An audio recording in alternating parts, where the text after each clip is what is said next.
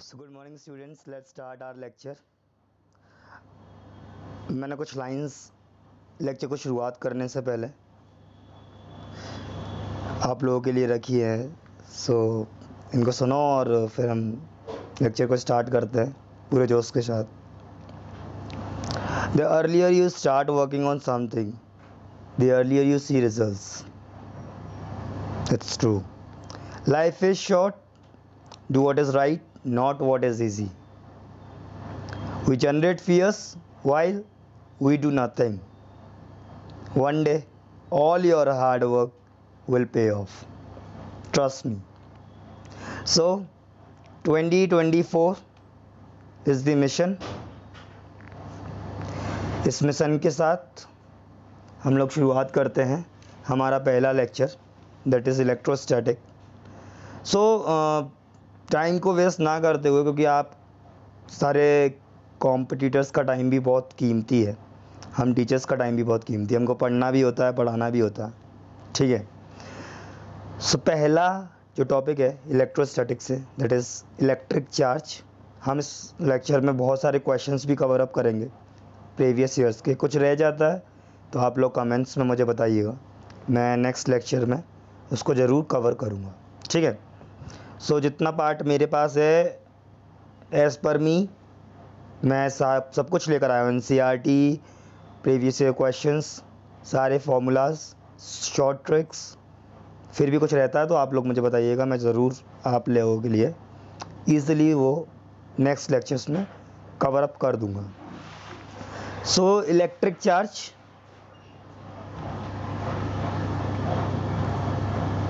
इसको हम डिनोट करते हैं Q से, okay. Small q capital Q as per your own comfort zone, okay. Remember one thing, coulomb अंगल का काफ़ी अच्छा रोल है, आने वाले लेक्चर्स में हम सीखेंगे। जो चार्ज का SI यूनिट है वो उन्हीं के नाम पर दिया गया है, दैट इज़ कूलाम। जब भी हमको चार्ज मेज़र करना होता है तो फिर कूलाम के साइन के साथ ही मेज़र करते हैं, जैसे 1 coulomb charge, 2 coulomb charge, okay. So SI unit है यहाँ पे कूलाम। अगर टाइप्स की बात करें तो ये 2 तरह के होते हैं। अब चार्ज कैसे जनरेट हुआ, लाइक हमने कैसे जाना हिस्ट्री में कि चार्ज जैसी कोई चीज़ होती है, और ये 2 तरह के होते हैं, पॉजिटिव एंड नेगेटिव। ये सब कुछ कवर अप करेंगे शॉर्टली, क्योंकि हमारा जो मेन टारगेट है दैट इज़ कॉम्पिटिटिव एग्ज़ाम्स, और न्यूमेरिकल्स पे ज़्यादा फोकस करेंगे, और बोर्ड्स भी कवर अप होगा। लाइक मैंने जितने भी डेरिवेशंस हैं वो भी लेक्चर में लिए हैं, तो हम शॉर्टली वो भी निपटाएंगे, ठीक है। सो सबसे पहले यहाँ पे जो टॉपिक आता है that is quantization of charge. Quantization of charge, quantization of charge को स्टार्ट करने से पहले आई वांट कि आप लोग को पता हो कि ये जो चार्ज है वो एक इंट्रिंसिक प्रॉपर्टी है, ठीक है, ना कि एक्सट्रिंसिक। ये एक मैटर की इंट्रिंसिक प्रॉपर्टी है। क्वांटाइजेशन की बात करें तो smallest charge exist independently is electron, 1 electron.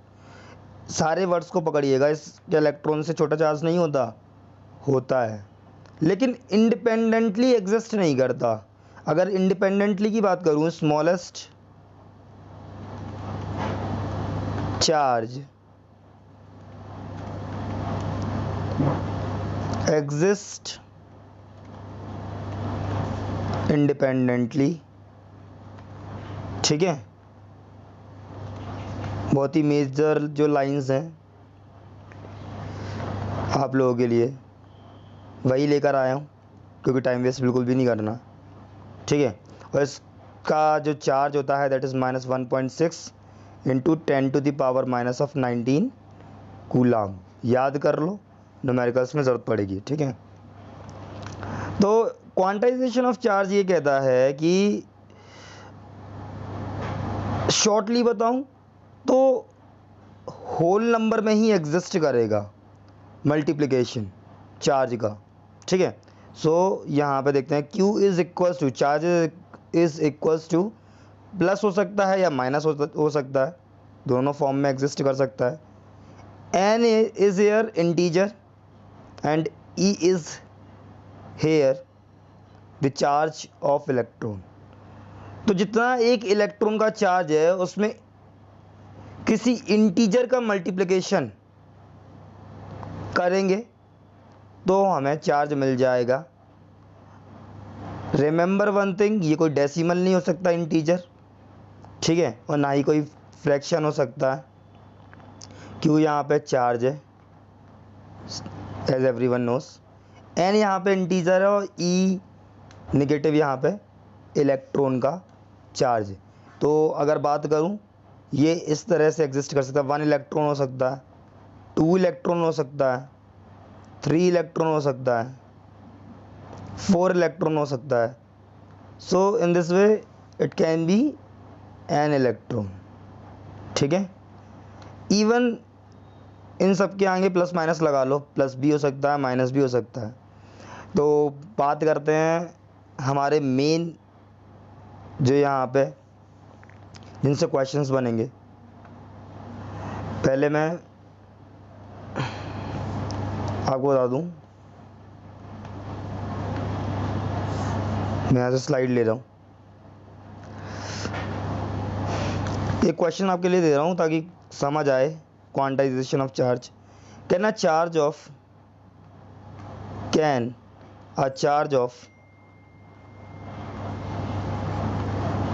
8 into 10 to the power minus of 19 coulomb be given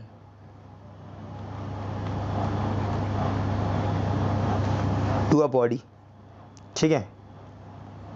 क्या ये चार्ज दिया जा सकता है? मैंने अभी अभी आपको बताया, या तो होल नंबर में ही इंटीजर होना चाहिए, डेसिमल नहीं हो सकता, फ्रैक्शन नहीं हो सकता, ठीक है। तो लेट्स स्टार्ट। हम जानते हैं जस्ट बिकॉज यहाँ पे कि Q is equals to any, charge हमें दिया गया है 8 into 10 to the power minus of 19 is equals to n times electron का चार्ज कितना होता है 1 पॉइंट ये माइनस, तो 1.6 into 10 to the power minus of 19, ठीक है। तो हम जानते हैं 8 से ये कट जाएगा, 20 minus of 19 से ये कट जाएगा, तो यहाँ पर जो n का वैल्यू आ जाएगा that is 1/2, that is sorry it will B 5, around 5। सो 5 एक इंटीजर है, होल नंबर है, 5 एक इंटीजर है और वो होल नंबर है। तो मैंने अभी अभी आपको बताया as per the quantization of charge it can be possible to have 5 electrons, okay. So ये एग्जिस्ट करेगा, लेकिन अगर इसी की जगह आंसर हमारा 5.2 आता तो ये एग्जिस्ट नहीं करता, ठीक है। आई होप आपको इतना समझ आ गया होगा। अब मैं आपको नेक्स्ट स्लाइड पे लेके चलता हूँ। अगर मैं बात करूँ यहाँ पे चार्जिंग बाय कंडक्शन, कुछ क्योंकि ये एनसीईआरटी में दिए हैं तो शॉर्टली कवर करेंगे क्योंकि यहाँ से क्वेश्चंस तो नहीं बनने वाले। पहला है चार्जिंग बाय कंडक्शन, तो कंडक्शन वर्ड का मतलब समझो, जितना आपको इसमें याद रखना है मेनली दैट इज़ कंडक्शन में पहला तो हम कांटेक्ट कराते हैं। ये कांटेक्ट लेस फिनोमेना नहीं है एज जैसे कि हमारा इंडक्शन है बी। यहाँ पे similar charge, same charge transfer होता है, सेम चार्ज ट्रांसफ़र होता है,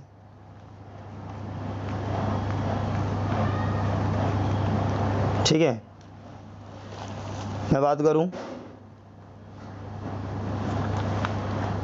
कंडक्शन, इंडक्शन, फ्रिक्शन, 3 तरह के हमारे सिलेबस में दिया गया है कि लाइक ये 3 मेथड हैं जिनके थ्रू हम चार्ज को ट्रांसफ़र कर सकते हैं। फ्रिक्शन के थ्रू हम चार्ज जनरेट कर सकते हैं और इंडक्शन के थ्रू कर सकते हैं, कंडक्शन के थ्रू कर सकते हैं। पहला वाला हम पढ़ रहे हैं दैट इज़ कंडक्शन। सो जो ए है यहाँ पे पॉइंट की, यहाँ पे कांटेक्ट होता है। जैसे मैं आपको एग्जांपल के थ्रू बताऊँ, ये एक रॉड है, प्लास्टिक की ले लो या फिर ग्लास की ले लो।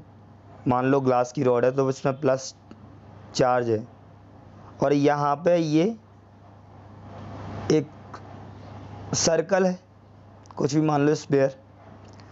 जब हम इसका कांटेक्ट कराएंगे, कांटेक्ट मतलब इन दोनों को टच कराएंगे, तो ये जो चार्ज है प्लस, ये इस पर ट्रांसफ़र हो जाएगा प्लस प्लस प्लस। देखो याद रखो, smallest unit of matter is atom. Okay, उसके अंदर मत जाना, इलेक्ट्रॉन प्रोटॉन न्यूट्रॉन। ओवरऑल एक एटम हमेशा न्यूट्रल होता है, इतना आप लोग जानते हो। और वो न्यूट्रल क्यों होता है? क्योंकि सेंटर में न्यूक्लियस होती है और उसके अंदर प्रोटॉन प्लस न्यूट्रॉन का नंबर होता है, मोस्ट ऑफ में सिमिलर होता है, और उसके चारों ओर इलेक्ट्रॉन रिवॉल्व कर रहे होते हैं। ठीक है, चारों ओर इलेक्ट्रॉन रिवॉल्व कर रहे होते हैं डिफरेंट डिफरेंट शेल में।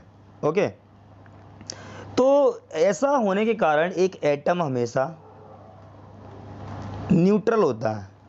लेकिन हमारे पास जो तीन तरीके हैं, कंडक्शन, इंडक्शन एंड फ्रिक्शन, हमारे सिलेबस के अकॉर्डिंग, इनके थ्रू हम इनकी न्यूट्रलिटी को, एटम की न्यूट्रलिटी को डिस्टर्ब कर देते हैं। डिस्टर्ब करने के कारण या तो यहाँ पे प्रोटॉन का नंबर बढ़ जाता है, जिससे हम कहते हैं कि जो बॉडी है वो पॉजिटिवली चार्ज्ड है, या इलेक्ट्रॉन का नंबर बढ़ जाता है तो हम कहते हैं कि जो बॉडी है वो नेगेटिवली चार्ज्ड है, क्योंकि प्रोटॉन पर पॉजिटिव चार्ज होता है और इलेक्ट्रॉन पर नेगेटिव चार्ज होता है। ठीक है, तो सबसे पहले मैंने ये बता दिया कि पॉजिटिव और नेगेटिव चार्ज आते कैसे हैं। This is known as electronic theory of charge. अब बात करते हैं कि चार्ज को हम कैसे ट्रांसफ़र करते हैं। तो कंडक्शन में हमने टच कराया, तो पहला वाला पॉइंट हमारा सेटिस्फाई हो गया, कांटेक्ट कराते हैं। दूसरा, सेम चार्ज ट्रांसफ़र करता है। ऐसा नहीं हुआ कि मैंने पॉजिटिवली चार्ज्ड बॉडी को लेकर आया, टच कराया तो नेगेटिव चार्ज आ गया हो, पॉजिटिव चार्ज ही आया है। ठीक है, अगर नेगेटिव चार्ज बॉडी होती तो नेगेटिव चार्ज आता। अब जो मेन एग्जैक्टली क्वेश्चन बनता है, दैट इज़, मान लो एक प्लस क्यू बॉडी है। ठीक है, इस पर एक बॉडी है जिस पर Q1 चार्ज है, और वो Q1 चार्ज कितना है? Plus Q। और एक बॉडी है न्यूट्रल। ठीक है, इस पर मान लेते हैं Q2 चार्ज है 0। अब मैं क्या करूँगा, इस बॉडी को इसके टच में लेकर आऊँगा, तो जाहिर सी बात है इस बॉडी को न्यूट्रल करने के लिए ये वाली जो बॉडी है ये अपने इलेक्ट्रॉन को करेगी ट्रांसफ़र। ठीक है, अपने इलेक्ट्रॉन्स को करेगी ट्रांसफ़र, क्योंकि दिस इज़ दी फिनोमेना कि मतलब दोनों बॉडी जब अगर टच हो जाएंगे तो अब वो चार्ज को शेयर करेंगे। अब ये अपने इलेक्ट्रॉन्स को तब तक शेयर करेगी जब तक कि ये बॉडी न्यूट्रल नहीं हो जाती। लेकिन न्यूट्रल करने के चक्कर में ऐसा भी नहीं है कि वो अपना लॉस कर लेगी, एक उसको न्यूट्रल कर दिया और खुद पॉजिटिवली चार्ज हो गई। तो एट लास्ट होगा क्या, हम जब दोनों बॉडी को टच करा देंगे, छोड़ देंगे और लास्ट में देखेंगे तो हम पाएंगे कि अब ये दोनों की दोनों बॉडीज़ जो हैं उन पर इक्वल चार्ज है। ठीक है, दोनों बॉडीज़ पर इक्वल चार्ज है, और वो कितना होगा हम कैसे निकालेंगे, यही तो क्वेश्चन आता है। तो हमने कुछ नहीं करना, इनका मीन लेना है, Q1 plus Q2 bye 2, Q1 plus Q2 bye 2। तो इतना ही इस पे होगा और इतना ही दूसरी बॉडी पर होगा, Q1 प्लस Q2 बाय 2। ठीक है, एक बात याद रखना, ये दोनों आइडेंटिकल शेप के होने चाहिए। इनका जो शेप और जो साइज है दैट शुड बी आइडेंटिकल। ठीक है, अब हम आगे चलते हैं, that is charging by induction. तो इंडक्शन में हम सीखेंगे, जो मेन पॉइंट्स हैं उन पे बात करते हैं। जो पहला पॉइंट है दैट इज, ये कॉन्टैक्ट लेस है, मतलब यहाँ पे कोई कॉन्टैक्ट में नहीं आएंगी दो बॉडीज़। Contact less. दूसरा, अपोजिट चार्ज यहाँ पे ट्रांसफर होता है, अपोजिट, 1 सेकेंड, तो यहाँ पे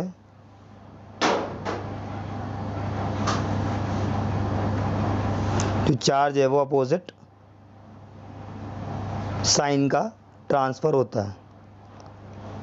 अब वही हमने एक रॉड ली, पॉजिटिवली चार्ज है, ग्लास की हो सकती है, एक बॉडी जिसके नज़दीक ले गए, लेकिन ध्यान रहे कि हम इसको टच नहीं कराएंगे, कांटेक्ट में नहीं आने देंगे दोनों बॉडीज़ को।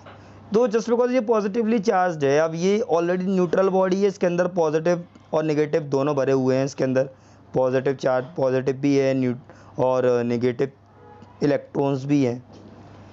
जस्ट बिकॉज यहाँ से पॉजिटिव चार्ज गया तो ये अब सारे के सारे नेगेटिव चार्ज को अट्रैक्ट कर लेगा अपनी तरफ। मैं आने वाले लेक्चर्स में आपको बताऊंगा कि लाइक चार्जेस एक दूसरे को रिपेल करते हैं, तो ये जो पॉजिटिव चार्ज है ये पॉजिटिव चार्ज को रिपेल करेगा, जिसके कारण दूसरे बॉडी के जो दूसरा वाला पार्ट है, लाइक 2 पार्ट मान लेते हैं, ये 1 साइड, ये दूसरा साइड, ठीक है।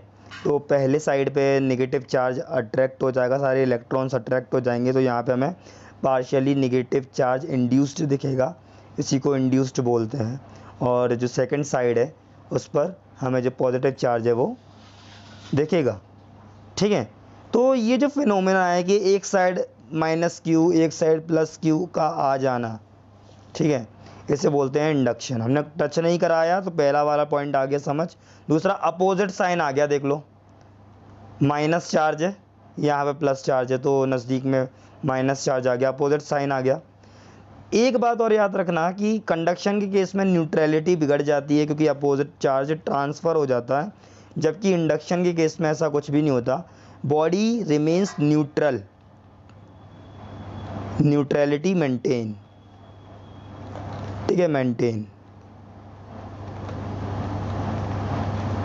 ठीक है। कैसे? देखो, अभी भी number of electrons, number of protons are similar in this body, कोई भी चार्ज का ट्रांसफ़र नहीं हुआ, ना ही कोई जनरेशन हुआ है, तो ये जो बॉडी है वो अभी भी न्यूट्रल है और पहले भी न्यूट्रल थी, ठीक है। इसे बोलते हैं चार्ज बाय इंडक्शन। लास्ट है फ्रिक्शन, तो this is so easy. Friction के केस में हम 2 बॉडी को लेकर आते हैं, ये 2 बॉडीज़ हैं, दोनों न्यूट्रल थी, जब हमने एक दूसरे को रब कराया, रब मतलब घिसा दोनों को, तो यहाँ पे जो कुछ इलेक्ट्रॉन्स थे वो इसने गेन कर लिए, ठीक है, इस बॉडी, एक बॉडी से दूसरी बॉडी ने गेन कर लिया, जिससे यहाँ पर नेगेटिव चार्ज आ गया और यहाँ पॉजिटिव चार्ज रह गया, ठीक है। तो इसे बोलते हैं चार्जिंग बाय फ्रिक्शन। अब हम आगे बात करते हैं हमारे मेन टॉपिक्स पर, दैट इज़ कूलाम लॉ, ठीक है। इनके लिए मैं कुछ स्लाइड्स भी लेकर आया हूँ, वो मैं आपको दिखा दूँगा तो और समझ आ जाएगा कूलाम्स लॉ पे। लेकिन बात करते हैं, क्योंकि लेक्चर हो जाए और कुछ काम का अगर नहीं पड़ा, वो भी काम का ही है, बेसिक है, ठीक है। कूलाम अंकल ने, चार्ज का यूनिट जो है हमने कूलाम के नाम से ही पढ़ते हैं, तो कूलाम अंकल ने यहाँ पे बहुत रोल प्ले किया है। अच्छा, इन्होंने बताया कि like charges repel each other and unlike charges attract each other, ठीक है। तो 2 पॉइंट चार्जेस मैं लेकर आया, पॉइंट चार्जेस Q1 Q2, छोटे से चार्जेस हैं, ठीक है, और इनको मैंने रखा R डिस्टेंस पे, ठीक है। तो मैं देखूँगा अगर ये दोनों बॉडी पॉजिटिवली चार्ज है तो पहली बॉडी पर दूसरी बॉडी एक फोर्स लगाएगी जो कि पुश का होगा, पुश मतलब धक्का देना, ठीक है। तो force on one first charge due to second charge, तो वो अपोजिट डायरेक्शन में होगा क्योंकि दोनों पॉजिटिव चार्ज एक दूसरे को रिपेल करेंगे। और अगर सेकंड वाले की बात करूं तो यहाँ पर फोर्स ऑन, मैं लैंग्वेज लिख देता हूँ, सेकेंड चार्ज,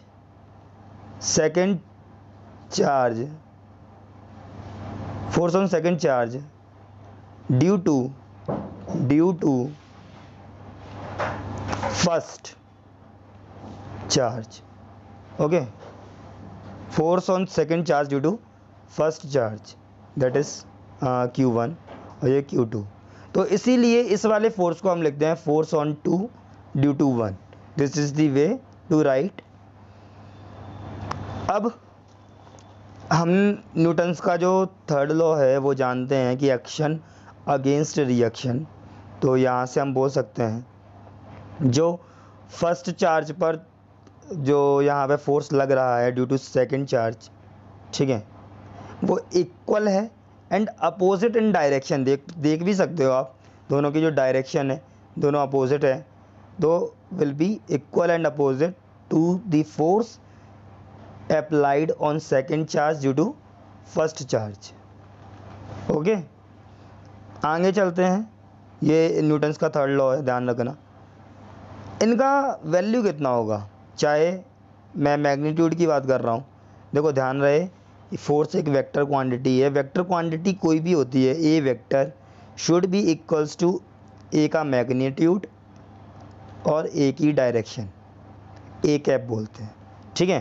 तो यहाँ पे मैं अब मैग्नीट्यूड की बात कर रहा हूँ, ये मैग्नीट्यूड है और ये है डायरेक्शन, ए कैप को बोलते हैं डायरेक्शन, ठीक है। तो हर वेक्टर को हम ऐसे ही लिखते हैं। मैं ऐसे लेके चल रहा हूँ कि आपको बेसिक बिल्कुल नहीं आता, सारी बातें यहाँ पे कवर अप कर रहा हूँ। कोई नया बच्चा पढ़ रहा है, ऐसे सारी चीज़ों को लेके चल रहा हूँ। थोड़ा सा आप लोग स्किप कर सकते हो, स्किप का ऑप्शन भी है, जो चीज़ें आपको ऑलरेडी आती हैं।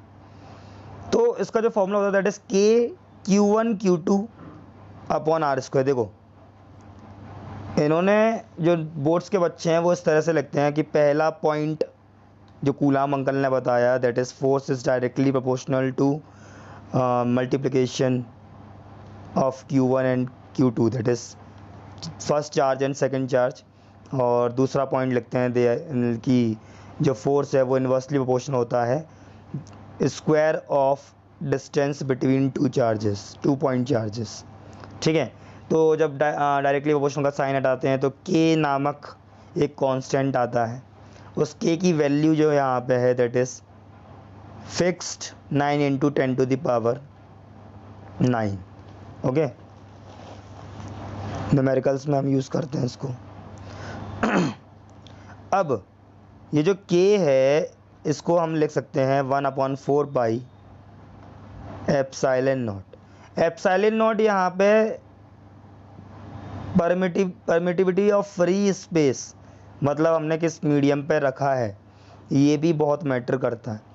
ये जो पॉइंट चार्जेस देख रहे हो आप, इनको हम किस मीडियम में रख रहे हैं ये भी बहुत मैटर करता है। मतलब एयर में रखोगे तो डिफरेंट मैग्नीट्यूड आएगा फोर्स का, अगर आप इसको वाटर में रखोगे इन दोनों चार्जेस को तो डिफरेंट मैग्नीट्यूड आएगा फोर्स का। तो लाइक मीडियम का क्या फ़र्क पड़ रहा है उसको यहाँ पे हम एप्सिलॉन के ज़रिए दर्शाते हैं। यहाँ पे 3 टर्म आते हैं, relative permeability is equals to epsilon naught, that is permeability in free space. Free space बोलते हैं मतलब एयर या फिर वैक्यूम, दोनों का ऑलमोस्ट सेम ही होता है, ठीक है, upon EM that is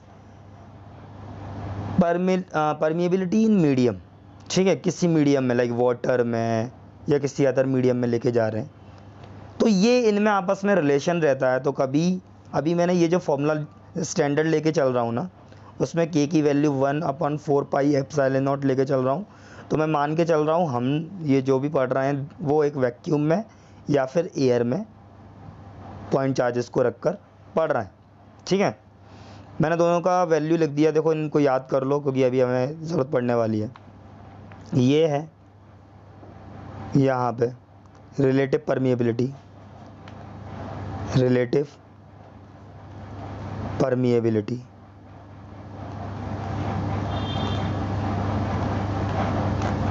epsilon not यहाँ पे है एब्सोल्यूट परमिएबिलिटी, एब्सोल्यूट परमिटिविटी लिखना है इसको, परमिटिविटी।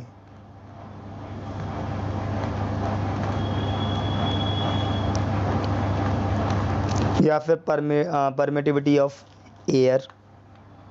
तो सबसे ज़्यादा वैल्यू, सबसे कम वैल्यू होती है एयर के लिए या वैक्यूम के लिए।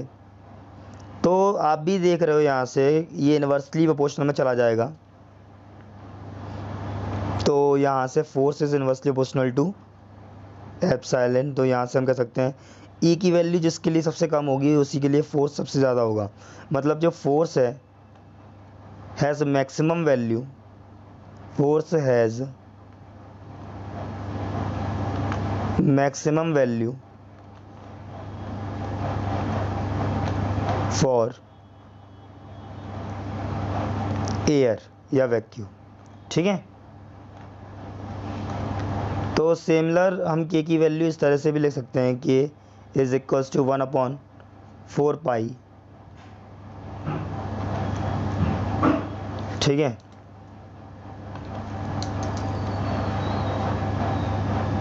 वन अपॉन 4 पाई। एप्सिलॉन की जगह पे हमने अभी देखा कि epsilon r into epsilon of medium will be equals to epsilon naught. तो इन दोनों को भी रख सकते हैं, ये आपको क्वेश्चंस में गिवन रहेगा जब भी इस तरह का क्वेश्चन आएगा। ठीक है। तो के की वैल्यू हम इस तरह से भी लिख सकते हैं। देखो एप्सिलॉन नॉट की वैल्यू फिक्स्ड है और वो मैं आपको बता देता हूँ। इट इज़ कभी कभी ज़रूरत पड़ जाती है 8.85 इंटू 10⁻⁻12 सी स्क्वायर, यूनिट में लिख रहा हूँ, newton metre square, coulomb square newton metre square. तो ये मिनिमम वैल्यू है जो कि एयर में आती है, इसको याद कर लेना लर। ठीक है। आगे चलते हैं। के की वैल्यू मैंने लिखाई दी है, के की यूनिट याद रखो। इस यूनिट को याद करने के लिए मैं इसलिए बोल रहा हूँ क्योंकि ज़रूरत पड़ेगी आपको।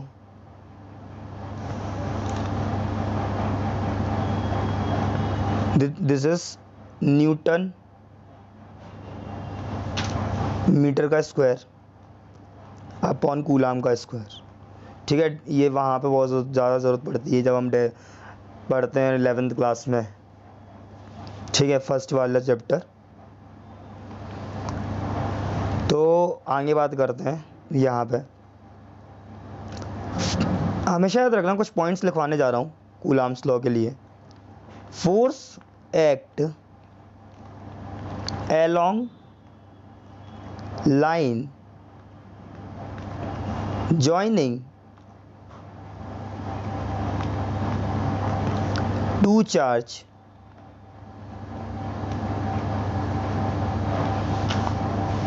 इसीलिए हम इसको बोलते हैं कि ये सेंट्रल फोर्सेस हैं, ये एक सेंट्रल फोर्स है। मतलब क्या है इसका, हमेशा याद रखना जो दो पॉइंट चार्जेस होते हैं ये किस तरीके से भी रखे हों स्पेस में, हमेशा जो फोर्स लगेगा ये जो लाइन है जो इन दोनों को ज्वाइन कर रही है इसी के अलोंग लगेगा। अब ये इस तरह से भी रह सकता है, ये इस तरह से भी रह सकता है, डिपेंड करता है दोनों के चार्ज पे। लेकिन क्या ये ऐसे लगेगा, चार्ज अगर यहाँ पे रखा है, लाइन यहाँ पे ज्वाइन कर रही है, आप देख रहे हो एक्स एक्सिस में, तो क्या ये ऐसे लगेगा फोर्स? नहीं, हमेशा along the line which is joining them, हमेशा उस लाइन में ही रहेगा ये फोर्स। इस फोर्स को हम बोलते हैं सेंट्रल फोर्स। हमेशा याद रखना कूलम्ब्स का जो लॉ है वो सिर्फ और सिर्फ पॉइंट चार्जेस के लिए ही वैलिड है, only valid only for point charges, point charges. Next, Coulomb's का जो लॉ है this is valid for stationary charges, valid for stationary charges. D,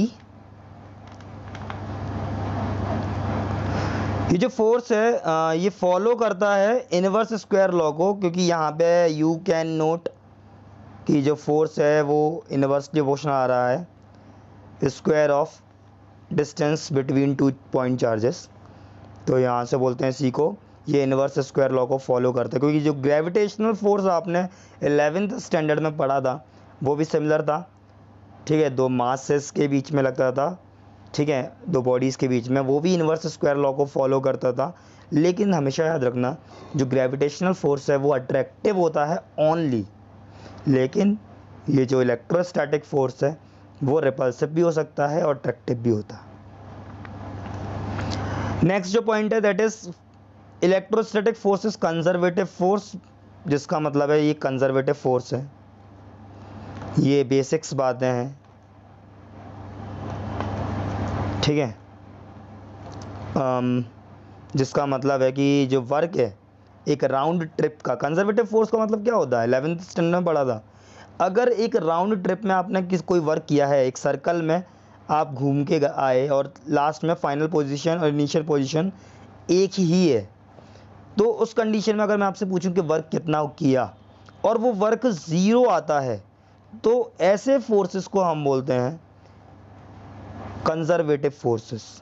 तो ये भी एक कंजर्वेटिव फोर्स ही है, इलेक्ट्रोस्टैटिक फोर्स, जिसका मतलब क्लियर है कि ये इनिशियल और फाइनल पोजीशन पर डिपेंड करता है, independent of path, independent of path.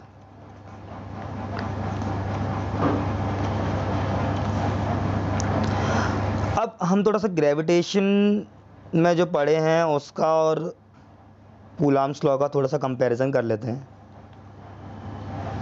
Comparison, तो कंपैरिजन करेंगे तो हमेशा याद रखना, ज़्यादा टाइम वेस्ट ना करते हुए, जो इलेक्ट्रोस्टैटिक फोर्स है और जो ग्रेविटेशनल फोर्स होता है, इन दोनों का जब मैं रेशियो निकालता हूँ तो ये ऑलमोस्ट 10⁻42 के इक्वल आता है। याद कर लो इसको, लर्न, ठीक है, ज़रूरत पड़ सकती है। वहाँ पे जो कांस्टेंट आता था उसको ग्रेविटेशनल कांस्टेंट बोलते थे, जी से डिनोट करते थे, उसकी वैल्यू होती थी 6.67 इंटू 10⁻⁻11, ठीक है, और ऑलमोस्ट सिमिलर ही रहेगा, newton metre square upon kilogram आ गया यहाँ पे। वहाँ पर यहाँ पे कूलाम पढ़ते हैं, वहाँ पे मास होता है तो उसी को किलोग्राम बोल देते हैं, ठीक है, सो किलोग्राम का स्क्वायर। ये मैं आपको ऑलरेडी बता चुका हूँ कि ग्रेविटेशनल जो फोर्स होता है ये हमेशा अट्रैक्टिव होता है, ऑलवेज अट्रैक्टिव, ठीक है। अब नेक्स्ट बात करते हैं टेंशन, बहुत है लाइफ में। टेंशन फोर्स आप लोग जानते हो, तो मैं आपको थोड़ा सा सिनेरियो बता रहा हूँ कि आप क्वेश्चंस को सॉल्व कर पाओ, फिर हम आगे पढ़ते हैं। देखो, एक कोई बॉडी यहाँ पे, ठीक है, मास, उसको मैंने मूव कराया तो वो मास यहाँ पर आ गया, एम मास है इसमें, तो नीचे की तरफ लगेगा ग्रेविटेशनल, दैट इज mg, ठीक है, और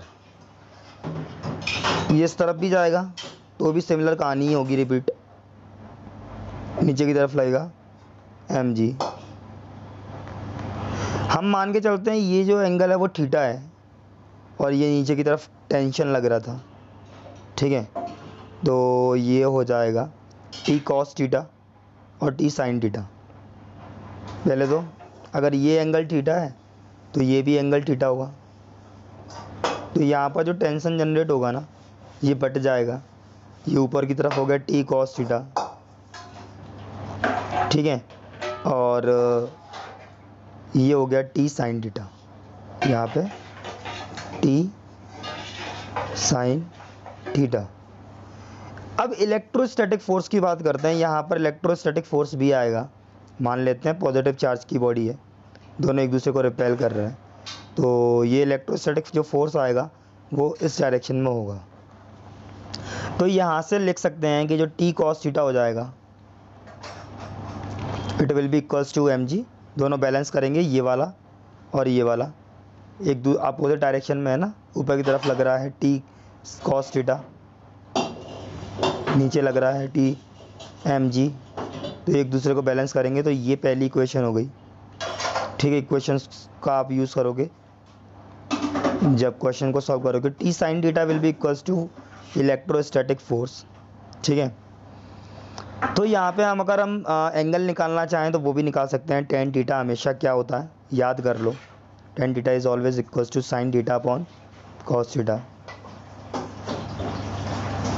तो यहाँ से लिख सकते हैं it will be equals to electrostatic force upon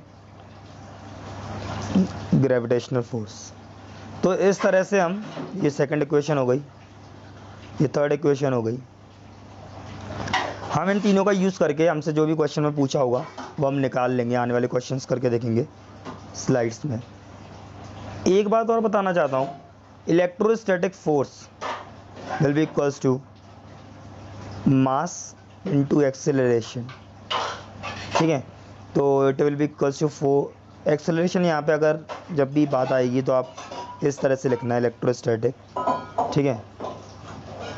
यहाँ पे थोड़ा सा और कि जो फोर्स होता है ना इलेक्ट्रिक फील्ड के टर्म में अगर उसको लिखें तो it will be Q into E, तो अपॉन में मास चला जाएगा। तो एक्सेलरेशन हम इस तरह से भी लिखते हैं, वेरी इंपॉर्टेंट, लर्न कर लेना। ये मैं आने वाले स्लाइड से बताऊंगा। जो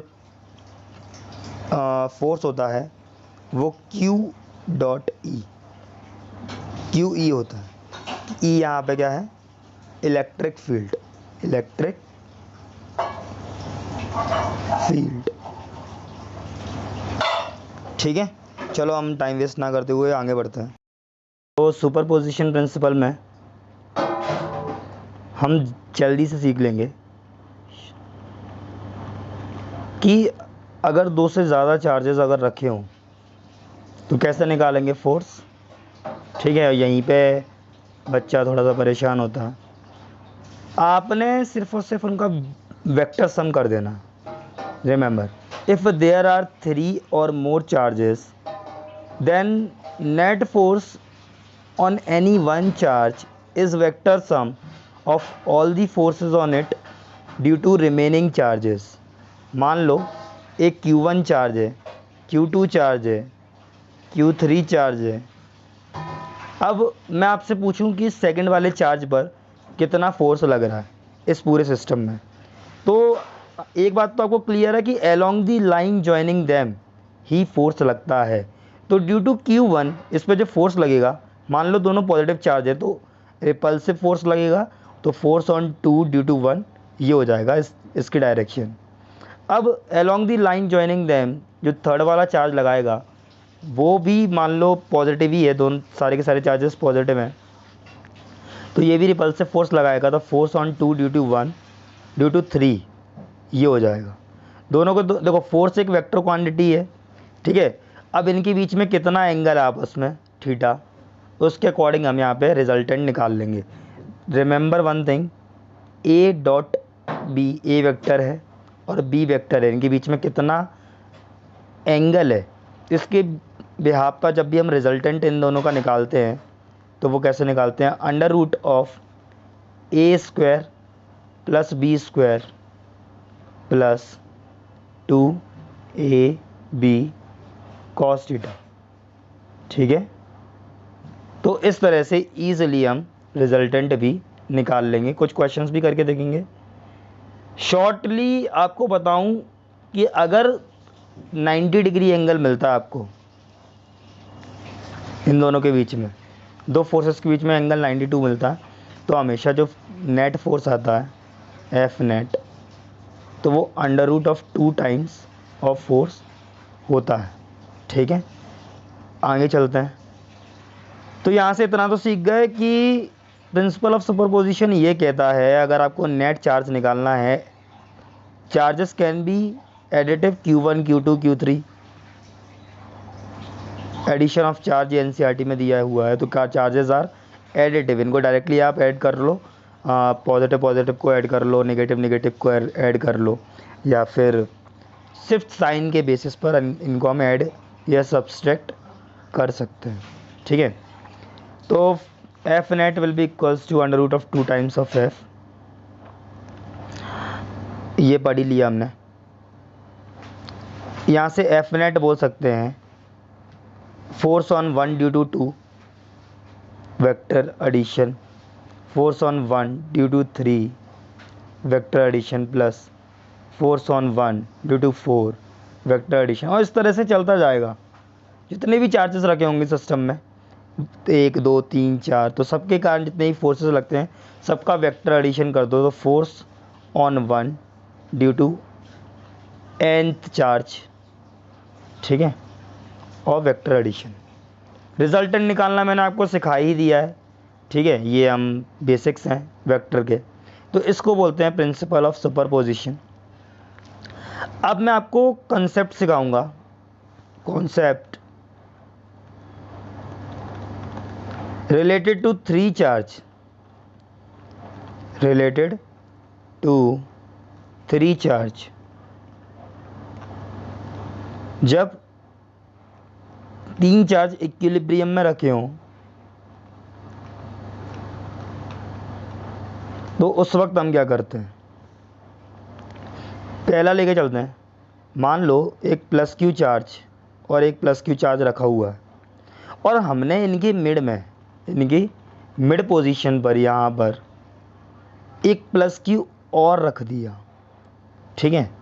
तो ये एक दूसरे को पहले से रिपल्सिव फोर्स लगा रहे थे, अब ये जो प्लस क्यू आ जाएगा ये और ज़्यादा रिपल्सिव फोर्स लगाएगा दोनों पर अपोजिट डायरेक्शंस में, जिससे होगा क्या, ये एक स्टेबल इक्विलिब्रियम बन जाएगा। मतलब पहले भी रिपल्सिव लग रहा था और अब भी रिपल्सिव लग रहा है, इक्विलिब्रियम पहले से था लेकिन ये स्टेबल कंडीशन होगी। दूसरा यहाँ पे कि अगर प्लस क्यू चार्ज रखा है, दूसरा प्लस क्यू चार्ज रखा है, अब इन दोनों के बीच में मैंने लाके माइनस क्यू रख दिया। अब ये दोनों आपस में पहले से लगा रहे थे रिपल्सिव फोर्स, लेकिन ये जो माइनस क्यू आ गया अब ये अट्रैक्ट करना स्टार्ट कर देगा, तो ये कहीं ना कहीं स्टेबिलिटी इनकी बिगड़ गई, पहले से इक्विलिब्रियम में थे ये, तो इसको बोलते हैं